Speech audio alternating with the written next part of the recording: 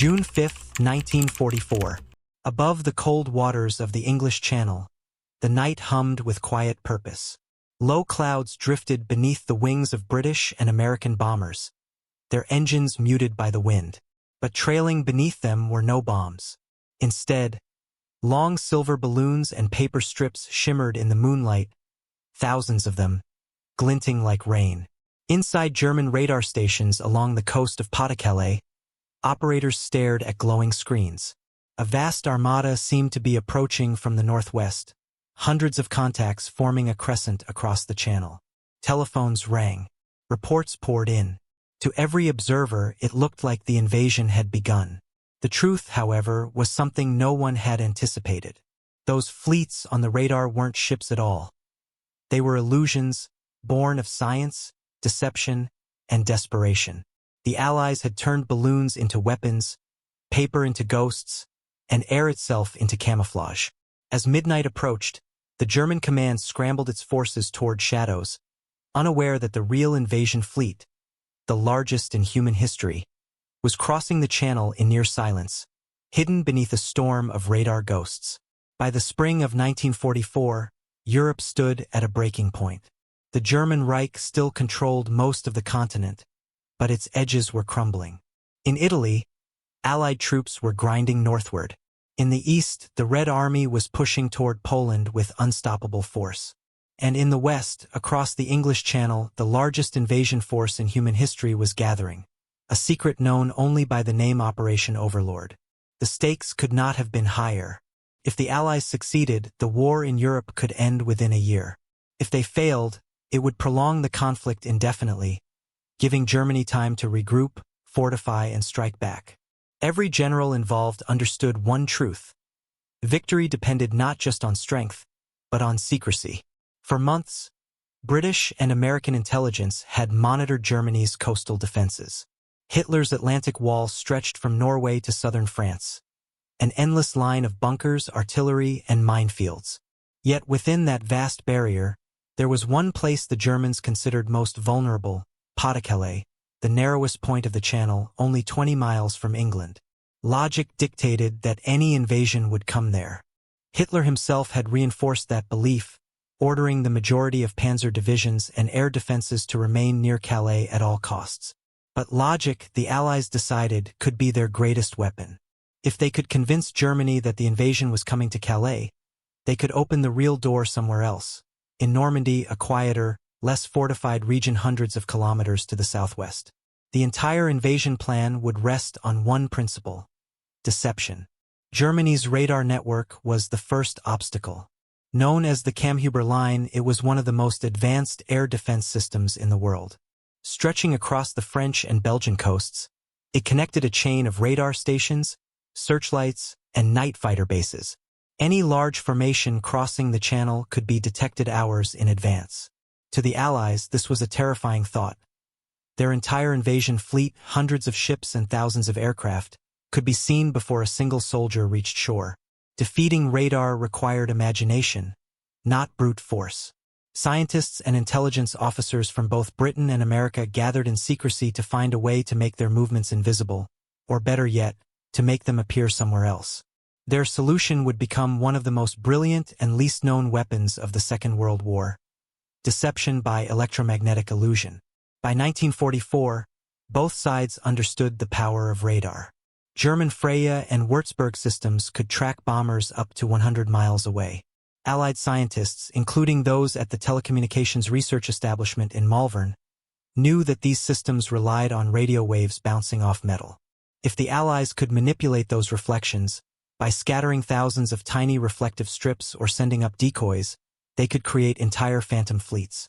The idea of window, what the Americans called chaff, had been tested in 1943. Aircraft could release thin aluminum or metallized paper strips, cut to the same wavelength as German radar. The result was chaos. Screens flooded with false echoes. Now, in the months before D-Day, Allied planners saw its full potential. What if, instead of using chaff to hide, they used it to trick? The answer took shape in 3 coordinated operations: Glimmer, Taxable, and Big Drum. Their purpose was simple but daring: to make the Germans believe that the invasion fleet was heading for Pas-de-Calais, not Normandy. Instead of soldiers, these missions would carry radar-reflective balloons, chaff dispensers, and electronic jammers. The fleets would appear on German radar as hundreds of ships moving steadily toward the wrong coast. It was deception on an unprecedented scale, a fusion of science, psychology, and audacity. The success of Overlord depended on it. If the Germans took the bait, their 15th Army would remain pinned in Calais, waiting for an invasion that would never come. As D-Day approached, Allied engineers and meteorologists calculated every variable: wind direction, radar range, balloon drift. The deception fleets would sail under darkness, timing their movements with precision so that the phantom armadas appeared on German radar exactly as the real invasion fleet began crossing the channel. The plan was as fragile as it was brilliant. One miscalculation, a wrong heading, a premature detection could reveal the trick. Yet for those who conceived it, the risk was worth everything. The difference between success and failure at Normandy would not be decided by firepower alone, but by what the enemy believed he was seeing. And so, as June began, strange preparations took place along England's southern coast. Engineers testing radar reflectors, sailors loading balloons, and scientists fine-tuning frequencies. The quiet before the storm was filled not with the roar of engines, but with the whisper of radio waves. The deception was ready. The stage was set for the night when illusion would become a weapon. In the months leading up to June 1944, the Allied High Command was not only preparing for a military invasion but also constructing one of the most complex deception operations in the history of warfare. It was called Operation Bodyguard, an umbrella plan designed to mislead Hitler about where, when, and how the Allies would invade Western Europe. Every action, every whisper, every signal fit into a calculated illusion, and the radar-blocking balloons were among its most critical pieces. Within Bodyguard, there were multiple sub-operations. The most significant was Operation Fortitude, divided into two parts: Fortitude North and Fortitude South. Fortitude North convinced the Germans that the Allies would invade Norway. Fortitude South, however, targeted the heart of German expectations, reinforcing the belief that the invasion would strike at Pas-de-Calais. To achieve this, the Allies built an entire phantom army. The 1st U.S. Army Group, FUSAG, allegedly commanded by General George S. Patton. It existed only on paper and in the airwaves. Fake radio transmissions, dummy tanks, wooden aircraft, and inflatable vehicles were stationed across southeast England to simulate massive troop concentrations. German reconnaissance aircraft, when they managed to fly over, saw convincing evidence of divisions that did not exist. But illusions on land needed illusions at sea, and that is where the radar deception using balloons and chaff would complete the picture. The British had learned through bitter experience how effective German radar could be. Night fighter controllers along the French coast had previously intercepted bombing raids with deadly precision. To protect the Normandy fleet, the Allies had to not only hide their ships but make others appear where none existed. This would divide the German response, delaying their reinforcements and dispersing their air power. The plan's complexity reflected the scale of the invasion itself. In the early hours of June 6, 1944, nearly 7,000 vessels, from massive warships to landing craft, would cross the channel under cover of darkness. Above them, over 11,000 aircraft would fill the skies. Amid that chaos, two small flotillas were assigned to conduct the deception missions: Operation Glimmer and Operation Taxable. Both operations were deceptively simple in design but incredibly delicate in execution. They involved a handful of small boats, mostly motor launches, towing clusters of radar-reflective balloons known as rope or window balloons. Each balloon carried strips of metallic foil or dipole reflectors, which, when illuminated by radar, appeared as large metal objects, like ships. The trick was to make those radar echoes behave like a real invasion convoy. The boats had to maintain strict speed, heading, and spacing to create the illusion of hundreds of vessels moving in formation toward the French coast. Meanwhile, aircraft above them dropped clouds of chaff at timed intervals to extend and shape the radar picture. To German radar operators, watching from screens deep inside coastal bunkers, these signals painted an unmistakable image: two enormous fleets approaching Calais and Boulogne. Every detail was engineered to mimic reality. The chaff drops were scheduled so that the fleets appeared to slow down and form up, just as real invasion convoys would before reaching the beaches. Electronic countermeasure aircraft, part of No. 100 Group RAF, jammed radar frequencies to conceal inconsistencies. Even the radio chatter was simulated, with Allied transmitters broadcasting coded traffic that suggested landing craft and command ships were coordinating in real time. On the night of June 5, 1944, as the real invasion fleet began its journey toward Normandy, the decoy flotillas slipped silently from English ports. The crews aboard those small boats knew that their mission carried little glory but immense importance. They were to act as ghosts, to be seen but never found. Meanwhile, at the highest levels of command, General Dwight D. Eisenhower, Air Chief Marshal Trafford Leigh-Mallory, and Admiral Bertram Ramsay understood that the success of the deception might determine the fate of the invasion itself. If German commanders believed Calais was the true target, the defenses at Normandy would remain weak and fragmented long enough for the Allies to gain a foothold. As the decoy fleets moved into position, weather conditions threatened to unravel the entire operation. Winds along the Channel coast were unpredictable, and the radar balloons were notoriously unstable in turbulent air. Engineers had designed special trailing weights to keep them steady, but a sudden gust could still scatter the formation. Yet the crews pressed on, trusting their instruments and orders, unaware that their actions would soon sow panic in German radar stations across northern France. By midnight, the deception operations were fully in motion. Dozens of false radar echoes appeared across German screens, stretching over the Channel like ghost armadas. At the same moment, the first Allied paratroopers were dropping into Normandy, and the main fleet was nearing the French coast, undetected. The illusion had begun to work. But for the Germans, the nightmare was only starting. Their radar operators, trained to trust their instruments above all else, suddenly faced a storm of conflicting data. Ships where none existed, fleets that never arrived. The once reliable eyes of the Reich had been blinded by balloons and aluminum foil. And as the deception reached its height, the Germans would react exactly as the Allies hoped, holding back their reserves in Calais, waiting for the main invasion that never came. The radar deception over Normandy was more than a clever trick. It was the culmination of years of scientific rivalry. The Second World War was as much a contest of laboratories as of armies. British and American physicists, radar engineers, and signal officers worked quietly behind the scenes, knowing that the success of entire operations could depend on invisible pulses of energy. To understand what happened that night, one must first understand radar itself, and the minds that fought to master it. By 1944, German engineers under the Luftwaffe's Funkmaschinenwerfer program had developed two radar systems that formed the backbone of coastal defense: the Freya and the Würzburg. The Freya could detect aircraft up to 100 miles away, providing early warning, while the Würzburg offered precise tracking for anti-aircraft guns and night fighters.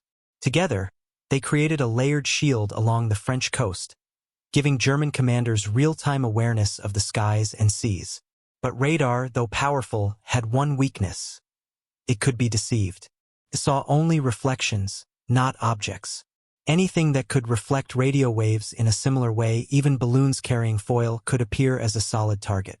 The brilliance of the Allied scientists lay in their ability to weaponize this blind spot.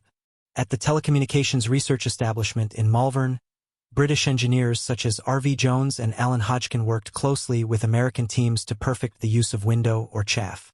They tested countless materials, lengths, and shapes, ultimately finding that strips of aluminum foil cut precisely to half the wavelength of German radar could produce a bright, consistent echo. When thousands were released together, they formed massive, moving clouds of false readings. The Americans adapted this principle to create radar-reflective balloons. Each balloon was fitted with conductive foil, sometimes wrapped around tethers or designed with corner reflectors that amplified the radar return. When released in clusters or towed behind small boats, they appeared as large metal hulls moving across the sea. It was elegant scientific warfare, using the enemy's technology against itself. While the scientists focused on physics, the tacticians saw opportunity. The planners of Operation Glimmer and Taxable understood that radar deception could not work in isolation. It had to mimic the real movements of invasion fleets. Every speed, turn, and formation change had to match what the Germans expected from genuine convoys. This was where precision met imagination. Allied naval officers spent nights studying how radar plots behaved when ships crossed the channel. They charted patterns of motion, density, and radar brightness, creating templates for what normal looked like. Then, they replicated those same patterns using decoy boats and chaff-dispersing aircraft. Even the timing of transmissions was synchronized to fool any analyst who might compare data from multiple radar stations. To make the illusion credible, the decoy fleets advanced on a fixed course, at about 7 knots, toward the Calais and Boulogne coasts. As they neared what would have been visual range, the boats reversed course quietly, allowing the radar echoes to fade as if the ships had stopped or changed direction to form up for landing. To a German operator watching from a bunker, it looked indistinguishably real. But behind the technology and tactics were human beings, sailors and airmen risking their lives for a mission that would never make headlines. The crews aboard the Royal Navy's 651st and 653rd Motor Launch Flotillas knew they were sailing into waters where German coastal guns could reach them at any moment. The sea was rough, the night black, and their only companions were clusters of swaying balloons trailing behind them in the wind. Their orders were clear: maintain course, keep speed constant, and release chaff according to schedule. The men worked in silence, listening to the faint hiss of the radios and the rhythmic flapping of balloons straining against their cables. Some watched as waves caught the metallic foil drifting down, catching moonlight before sinking into the dark water. Tiny fragments of deception scattered across the channel. For the air crews involved, the mission demanded equal precision. RAF No. 218 Squadron and No. 617 Squadron, famous for the Dambusters raid, were tasked with dropping chaff corridors at exact intervals. They flew at low altitude in total darkness, navigating by radar beacons and dead reckoning. Any mistake could expose the real invasion fleet, now moving hundreds of kilometers to the southwest. Many of these men never knew the full purpose of what they were doing. They were told only that their mission was vital to the success of Overlord. And it was. Their decoys, invisible to the human eye but vivid on radar screens, would delay German reinforcements for crucial hours on D-Day morning. The German side, meanwhile, trusted its technology completely. In radar rooms from Cherbourg to Dunkirk, operators watched the screens fill with signals. They transmitted urgent reports to higher commands. Multiple large fleets detected moving toward Calais and Boulogne. The Oberkommando der Wehrmacht analyzed the data and concluded that the real invasion had not yet begun. Thus, the deception succeeded not by overpowering the enemy, but by exploiting their confidence. The Germans believed their radar more than their instincts. It was a war of perception, and the Allies had learned to paint with electromagnetic light. By dawn on June 6, 1944, the first Allied troops had already stormed the beaches of Normandy. Yet, in the radar stations of northern France, the phantom fleets were still drifting closer to Calais. The Germans hesitated, convinced that the Normandy landings were a diversion. The Allies had turned science into strategy. But the full brilliance of the deception lay in how each part of it, from balloon to radio signal, fit into a vast psychological framework. It wasn't just radar that was fooled. It was the human mind behind it. In the hours before dawn on June 6, 1944, the deception reached its psychological peak. Deep inside command bunkers across northern France, German officers were awake, staring at flickering radar screens, uncertain of what they were witnessing. To them, it appeared that 2 massive fleets, one off Calais, another off Boulogne, were moving steadily toward the French coast. The pattern was unmistakable: a major invasion. Reports flooded into the German high command.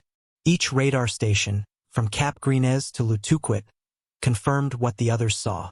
Dozens of convoy clusters, consistent in speed and bearing, appeared to be closing in. Intelligence officers began mapping the data on situation boards. When plotted, the signals formed long, sweeping arcs converging on the Pas-de-Calais region, precisely where Hitler and his staff believed the Allied assault would come. The deception had struck directly at the heart of German strategic thinking. For months, Allied intelligence, particularly the British 20 Committee, responsible for managing double agents, had fed Berlin a steady stream of misleading information. Through agents like Garbo, Brutus, and Tate, the Germans were told that the main invasion force, led by General Patton's fictitious 1st U.S. Army Group, was waiting in Kent to strike at Calais. Every message, every leaked report, was part of a careful orchestration. The radar echoes that night merely confirmed what the Germans already knew. It was one of the most sophisticated examples of psychological warfare in history. Deception reinforcing deception. The Germans had trapped themselves in a narrative of their own making. At the Oberkommando der Wehrmacht headquarters in France, Field Marshal Gerd von Rundstedt hesitated. Reports from Normandy were coming in. Paratroopers had landed near Caen and Saint-Mère-Église. Yet the scale seemed too small for a real invasion. Hitler's obsession with Calais shaped every decision that followed. When Rundstedt requested to move panzer divisions south toward Normandy, the Führer refused. The armored reserves of the 15th Army remained idle for nearly 2 crucial days, waiting for the phantom invasion that never arrived. The Allies had achieved something extraordinary. They had weaponized expectation. The radar echoes over Calais were not merely false signals. They were the physical embodiment of an idea that Allied intelligence had planted months earlier. Each reflection on a German screen was a reinforcement of belief, an illusion strengthened by the enemy's own assumptions. But behind that victory lay a more complex moral dimension. The use of deception in warfare was not new. Generals since ancient times had used feints and disguises. But the technological scale of these operations introduced new ethical questions. Scientists who had developed radar as a tool of defense were now turning it into an instrument of trickery.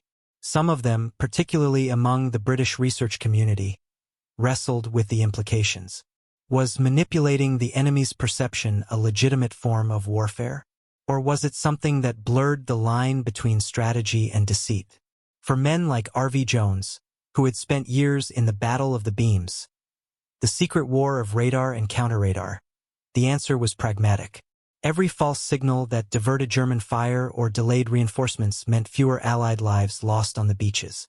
In his later writings, Jones reflected that deception, though morally gray, was the gentlest form of warfare, because it relied on intellect rather than bloodshed. At the human level, however, the deception demanded immense trust. The sailors towing radar balloons and the aircrews scattering chaff had no illusions about their vulnerability. They were small targets in open water, unarmed and isolated. Some of the motor launches involved in Operation Taxable and Glimmer strayed dangerously close to German coastal batteries. A single radar fix could have exposed them, bringing down artillery fire. Their courage lay in silence, in doing something invisible with no recognition, for an outcome they might never see. On the German side, confusion turned to frustration.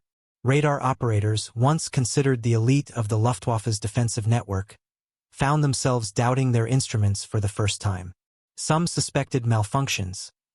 Others believed the British had developed a new type of jamming. Reports grew contradictory. Certain screens showed massive fleets. Others saw nothing. The Funkmächtigste units recalibrated their equipment repeatedly, unaware that the source of their confusion floated harmlessly above the channel, attached to ropes and foil. This erosion of trust had a profound effect. In the days following D-Day, even after the Normandy landings became undeniable, German intelligence continued to expect a second, larger invasion in Calais. The deception's psychological shadow lingered long after the balloons had been retrieved and the chaff had sunk beneath the waves. From a broader perspective, the radar deception symbolized a turning point in modern warfare, the dawn of information control as a weapon. The Allies had proven that victory was not merely about destroying the enemy's forces, but about shaping what the enemy believed to be true. It was a precursor to a new era, where radio waves, data, and perception would become as decisive as tanks or aircraft. In military academies after the war, the operation was studied not just for its technical brilliance, but for its philosophical implications. It demonstrated that deception, when integrated with intelligence and technology, could alter the course of a war without a single shot fired. It was proof that war was as much about psychology as firepower. And perhaps most strikingly, it showed how fragile human certainty could be. The German commanders had the most advanced radar systems of their time, precise, reliable, and trusted. Yet their downfall came not from a lack of data, but from too much of it, misinterpreted and misleading. That paradox of clarity turned into confusion was the true triumph of the Allied deception. It was not about what the Germans saw, but about what they thought they saw. By the time the truth became clear, it was already too late. The real invasion was underway, the beachheads were secure, and the Luftwaffe's radar network lay in disarray. The war for perception had been won. But in the hours to come, the deception would reach its most critical moment, when the Germans finally realized the truth, and the full weight of D-Day's chaos descended upon Europe. In the darkness before dawn on June 6, 1944, the English Channel was alive with motion. Waves slapped against the hulls of thousands of vessels. Transports, destroyers, landing craft, all converging toward Normandy.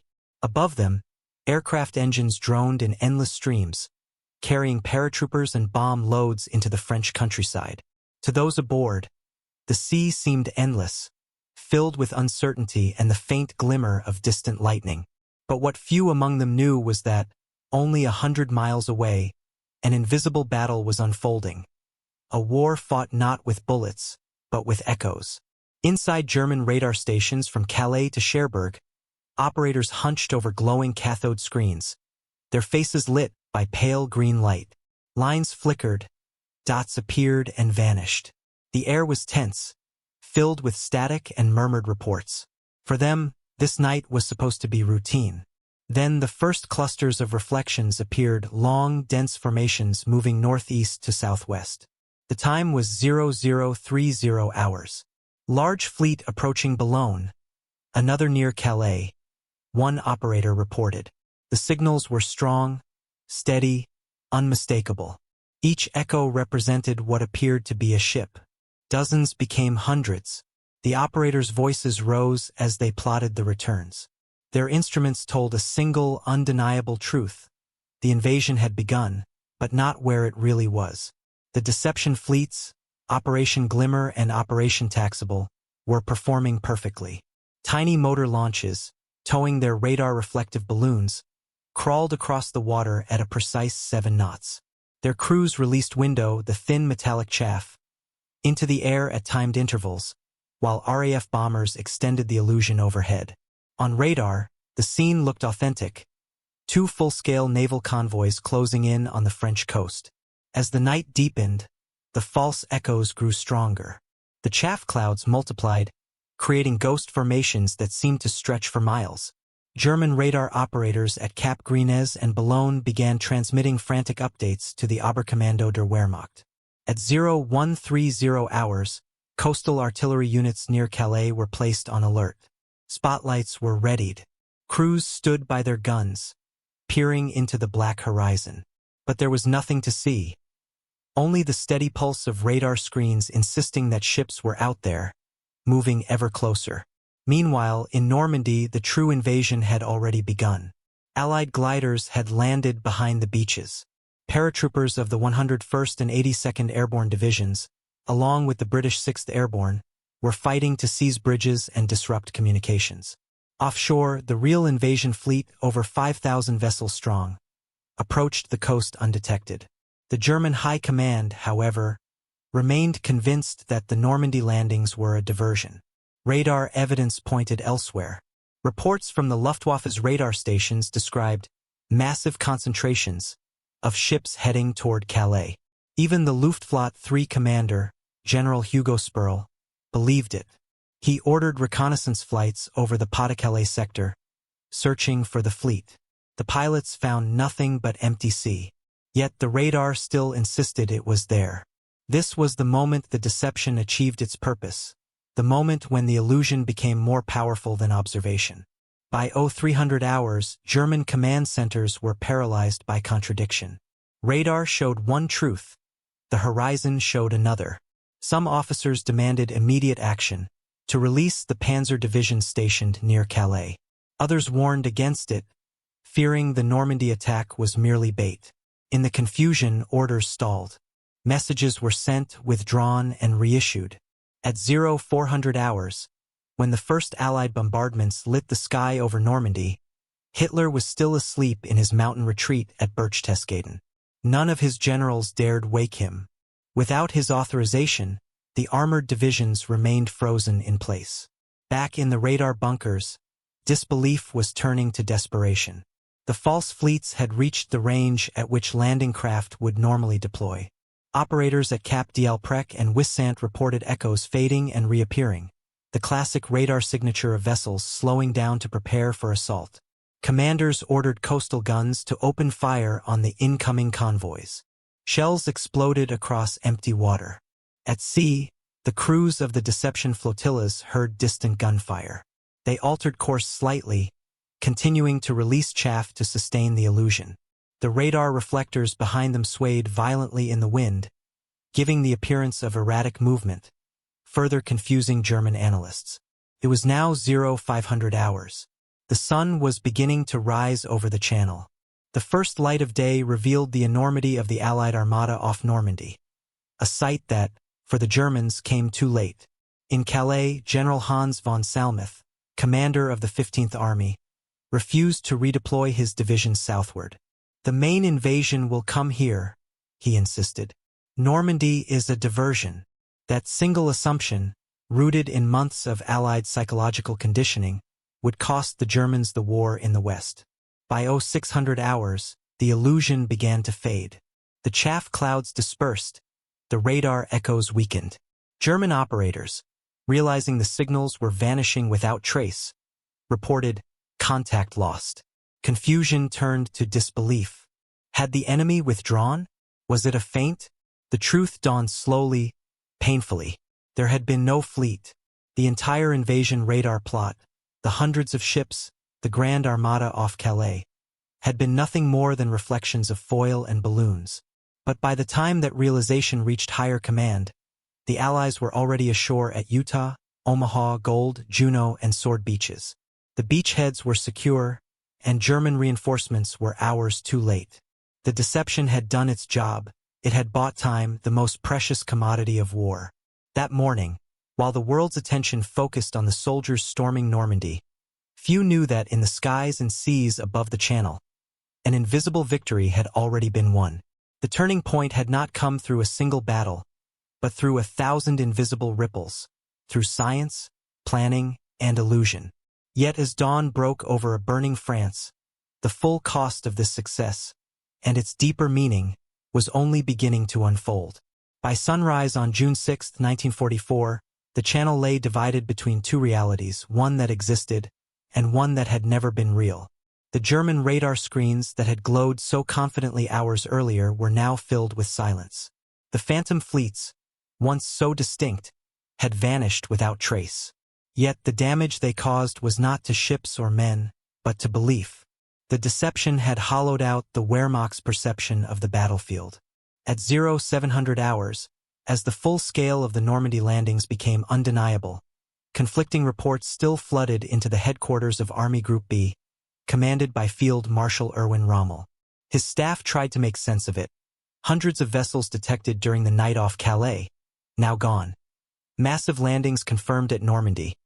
Luftwaffe reconnaissance unable to locate the Calais convoys. To any rational observer, the conclusion was clear: the radar data had been false. But inside the rigid hierarchy of the German command, logic competed with dogma. The Führer's Directive No. 51, issued months earlier, had declared the Pas-de-Calais the most probable invasion point. All preparations must assume that Calais is the main target, it read. Even in the face of evidence, few dared contradict it. At 0800 hours, Rommel's deputy, General Hans Speidel, urgently requested permission to deploy the 12th SS Panzer Division and Panzer-Lehr Division toward Normandy. The request was delayed by headquarters. Hitler, still at Berchtesgaden, had not been informed of the full situation. Communications moved slowly, tangled in the fog of confusion the Allies had so carefully engineered. Meanwhile, in the skies above France, Allied aircraft dominated unchallenged. The Luftwaffe's radar coordination, once the backbone of its early warning system, was collapsing. The Deception operations, Glimmer, Taxable, and Big Drum, had overloaded their radar network for hours.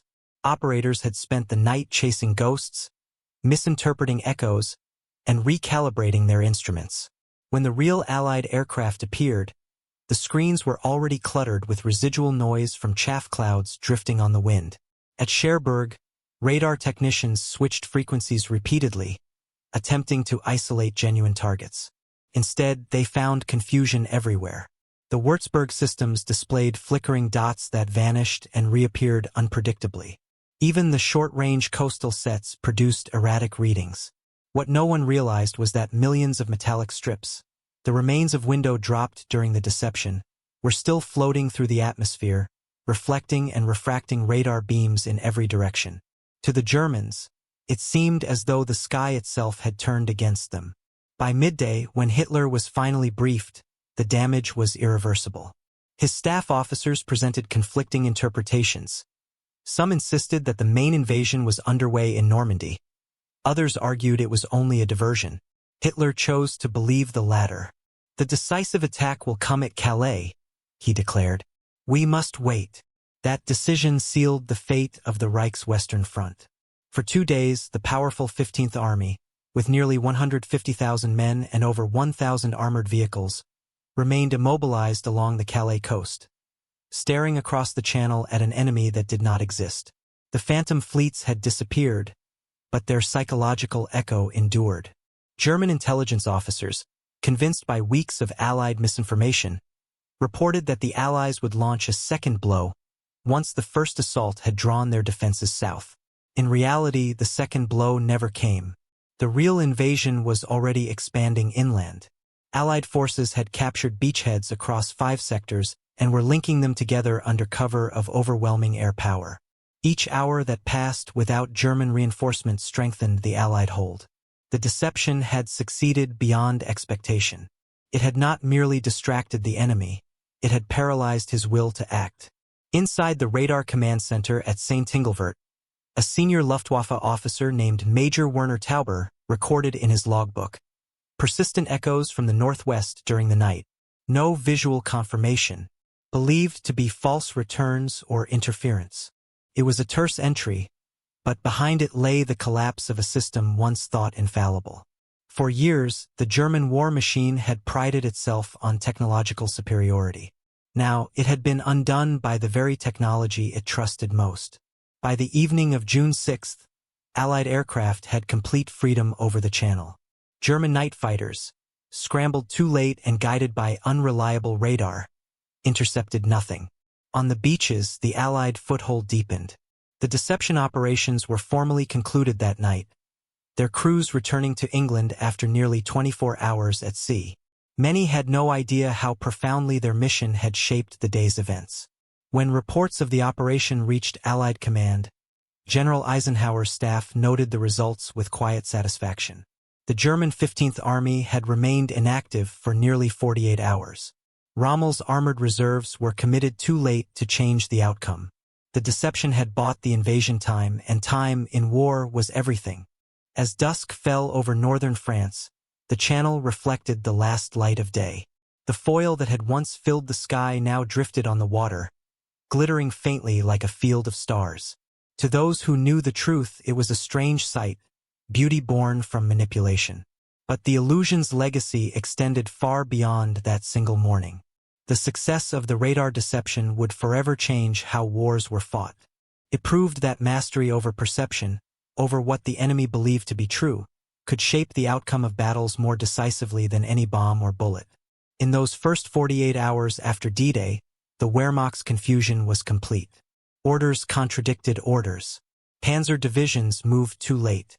The Atlantic Wall, once described by Nazi propaganda as impenetrable, was breached not by sheer force, but by invisible waves and drifting metal strips. The greatest invasion in history had succeeded, in part, because of an illusion that existed only on radar screens, an army of reflections that vanished with the dawn. The storm of deception had passed. But in the ruins it left behind, a new kind of warfare had been born, one that would define the modern age, the battle for information.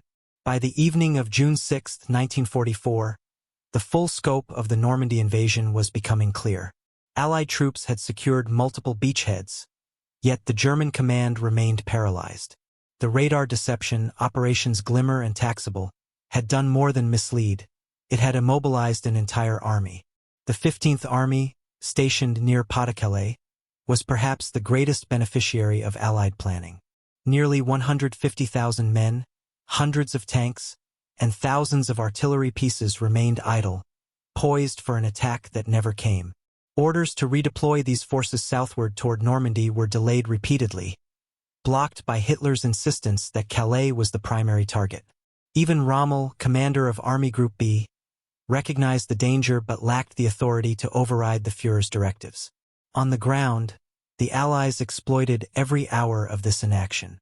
Air support, unchallenged by German fighters scrambled toward the non-existent fleets, provided relentless bombing of coastal defenses near the Normandy beaches. Transport vessels unloaded troops and equipment under relative safety, allowing engineers to erect temporary bridges and artillery positions within striking distance of inland objectives. The psychological impact on German commanders was profound. Reports from radar stations conflicted with reconnaissance flights and visual observations. Some officers suspected technical failure. Others assumed the Allies had developed advanced jamming techniques. Confusion rather than enemy strength dictated decisions. German artillery units fired at phantom fleets off Calais, wasting ammunition and alerting Allied intelligence to the limitations of German response. Casualty reports illustrate the effect of the deception. While the Allied forces faced heavy resistance at Omaha and Juno beaches, the overall effectiveness of the landings exceeded expectations precisely because reinforcements were delayed. A handful of panzer divisions might have mounted a decisive counterattack had they been deployed immediately. Instead, the Allies had achieved a tenuous but critical foothold, the first domino in the liberation of Western Europe. The deception also demonstrated the growing power of electronic warfare. Operations Glimmer and Taxable proved that radar, a system considered near infallible, could be manipulated by simple materials, balloons, foil strips, and chaff, combined with meticulous planning. This revelation reshaped military thinking. Commanders across the Allied forces now understood that technology could be turned against its users, and that information, rather than sheer force, could determine victory. Within the German command, the consequences were both operational and institutional. The Luftwaffe's radar confidence, previously a pillar of defensive strategy, had been undermined. Officers in charge of the Funkmaschinen questioned not only their equipment but their judgment, a fatal loss of trust in both technology and human analysis. German military documents later described the Channel deception as an anomaly that could not have been predicted, yet contemporary Allied reports indicate the outcome was entirely by design. Strategically, the operation allowed the Allies to solidify their position on the beaches with minimal interference. Engineers constructed artificial harbors, bridges were erected under cover of air superiority, and troops advanced inland, gaining territory at a pace unthinkable had the Germans responded fully. The initial 48 hours of D-Day, often considered the most critical, were shaped in large part by forces that the enemy never saw: drifting balloons, aluminum chaff, and the quiet hum of small motor launches maintaining phantom fleets. The lessons of the deception extended beyond Normandy. For Allied planners, it was a confirmation that misdirection and illusion could compensate for numerical or positional disadvantages. Entire operations could be won without direct combat, provided the enemy's perception could be controlled. The success of the radar manipulation also influenced post-war doctrine, shaping the development of electronic countermeasures and the concept of battlefield information dominance that would later define the Cold War era. In addition, the human dimension of the operation left a lasting imprint. The sailors, engineers, and air crews who executed the deception had operated under extreme stress, fully aware that one misstep could expose the real invasion fleet. Their disciplined precision ensured that the illusion held until the Allies achieved their initial objectives. Unlike conventional combat, their success was measured in inaction, the enemy's hesitation rather than enemy losses.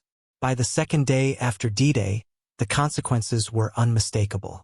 German units, scattered and uncertain, had failed to mobilize effectively. Coastal batteries fired at empty seas. Panzer divisions, positioned within hours of the actual landings, remained in reserve. The Allies had not only landed in Normandy but had done so while the Germans chased shadows. The radar deception had bought them critical time, preserved lives, and allowed the Allies to transform an ambitious plan into a tangible foothold. It demonstrated that warfare could extend beyond the physical, that victory could be won in the mind as much as on the battlefield. And yet, the story was not yet complete. While the immediate tactical advantage was clear, the full strategic consequences, the extent to which German morale, operational coherence, and defensive planning were affected, would unfold in the days and weeks that followed. In the weeks following D-Day, the consequences of the radar deception continued to ripple through German command. The 15th Army, still stationed near Pas-de-Calais, remained largely inactive, a silent testament to the power of illusion. Hitler's belief that the main Allied assault would strike Calais dictated every strategic decision. Panzer divisions, which could have counterattacked Normandy immediately, were delayed for nearly 2 weeks. By the time they moved, the Allies had firmly entrenched themselves inland, making any counteroffensive extraordinarily difficult. German intelligence, humiliated by its own misjudgment, undertook a rapid internal reassessment. Technical officers reviewed radar logs and signal data, attempting to understand why the instruments had been so convincingly deceived. Some proposed stricter verification procedures, while others advocated for redundant observation methods combining radar with human reconnaissance. Yet the damage had already been done. Confidence in radar, once considered a reliable pillar of coastal defense, was deeply shaken. Morale within the Wehrmacht also suffered in subtle ways. Officers who had trusted their technology now questioned their interpretations. Soldiers, hearing reports of Allied breakthroughs despite seemingly intact defenses, grew uncertain of what could be believed. For the Allies, the deception had not only bought tactical advantage but had struck at the psychological foundation of German command and control. The broader strategic implications were profound. Allied planners recognized that control of information, what the enemy saw, heard, and believed, was as decisive as firepower. The success of the balloon and chaff operations inspired further use of electronic countermeasures, ghost armies, and misinformation campaigns throughout the war. Operation Bodyguard, of which the radar deception was a crucial part, became a model for integrated psychological and technological warfare, influencing post-war doctrines in both NATO and Warsaw Pact forces. Even among historians, the operation is recognized as a turning point in the evolution of modern warfare. It demonstrated that the battlefield could extend beyond physical terrain into the realm of perception. A small flotilla of unarmed boats, towing simple reflective balloons, had changed the course of a massive military campaign. It was a vivid reminder that ingenuity, intelligence, and precise execution could rival tanks, artillery, or aircraft in determining victory. For the men who had carried out the operation, the recognition was minimal. The sailors who towed the balloons, the aircrews who scattered chaff across the channel, and the engineers who designed the reflectors received little public acclaim. Their success was invisible, measured not in bodies or equipment destroyed but in hours bought, in hesitation created, in enemy forces immobilized. Yet their work was critical. Without the deception, the Normandy invasion might have faced far greater resistance, and the liberation of Western Europe could have been delayed, or even jeopardized entirely. By mid-June, as the Allies pushed inland from the beaches, the ghost fleets of the Channel were long gone, yet their effect lingered. German commanders, still anticipating a major assault at Calais, continued to hold back critical reserves. The success of the radar deception ensured that the Allies could consolidate their position, establish supply lines, and expand the invasion into a broader campaign without facing the full might of German armored divisions. In the post-war analysis, the operation became a case study in both strategy and psychology. It underscored the importance of anticipating enemy expectations, exploiting technological vulnerabilities, and integrating multiple elements of intelligence into a coherent plan. More than any single battle or bombing run, the radar deception proved that controlling what the enemy believes can be as lethal as controlling where they fight. Ultimately, the operation reshaped the Allied approach to modern warfare. Electronic warfare, misinformation, and strategic deception would become central elements in conflicts for decades to come, from the Cold War to contemporary engagements. The success of a handful of balloons and metallic strips over the channel was a lesson that perception could define reality. And in war, reality is everything. The channel, once filled with ghost fleets and drifting metallic strips, now lay quiet. The echoes of radar returns had vanished, leaving behind only the reality of thousands of soldiers, ships, and aircraft engaged in the liberation of Western Europe. Yet the significance of what had occurred, invisible to the eye, yet decisive in its effect, lingered far beyond the beaches of Normandy. The radar deception over Normandy was more than a tactical maneuver. It was a demonstration of human ingenuity at the intersection of science, psychology, and warfare.